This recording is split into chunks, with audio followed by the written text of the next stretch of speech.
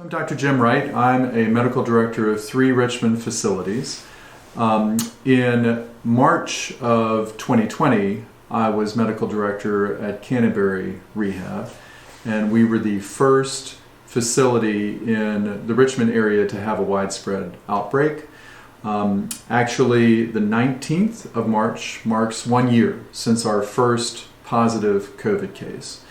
And from that time on, all I recall from my days at Canterbury was just the light of fluorescent bulbs and long hallways and patients that were struggling for air, and all of my fellow nurses and nurses' aides, my PA, my administrator, my director of nursing, everyone pitching in to try to manage an unmanageable situation. And being the first in the area to have COVID to that extent was traumatic for everyone.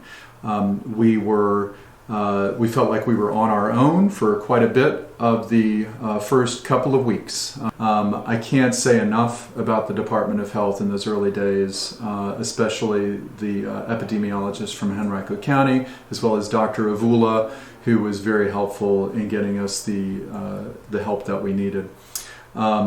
It was a group effort. I led the charge as medical director, but I definitely could not have done it without my good and able director of nursing, Kristen Breeze, and my unit managers, Nina Gwaltney and Jasmine, who stuck through the whole pandemic, stuck with it, and worked shift after shift, sometimes staying overnight. It was an incredibly difficult experience. I would not wish this experience on anybody, but I'd have to say that I am a better physician for it, and perhaps a better person for having gone through this. My biggest hope now is that as a community and as a state, we will recognize that what we've been doing to our elders, the warehousing that we've put our elders into, the underfunding that we've caused our nursing homes to struggle under, has led to the high death rates that we've seen in Virginia.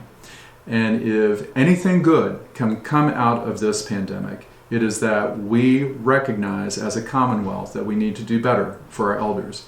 And the answer is not to punish nursing homes, not to point the finger at nursing homes, but to realize that the fault is ours, and to start working for better reimbursement for nursing homes, especially our frontline workers. They need better salaries, they need a living wage in order to reduce turnover, and in order to bolster our staffing ratios.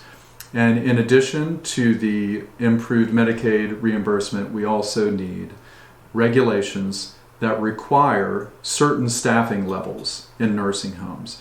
And I'm working with Delegate Watts and State Senator Kiggins to help introduce legislation into the General Assembly that will enforce minimum staffing requirements for nursing homes. So those two things, better reimbursement, minimum staffing ratios. If we can't do it now, we're never going to do it, and shame on us.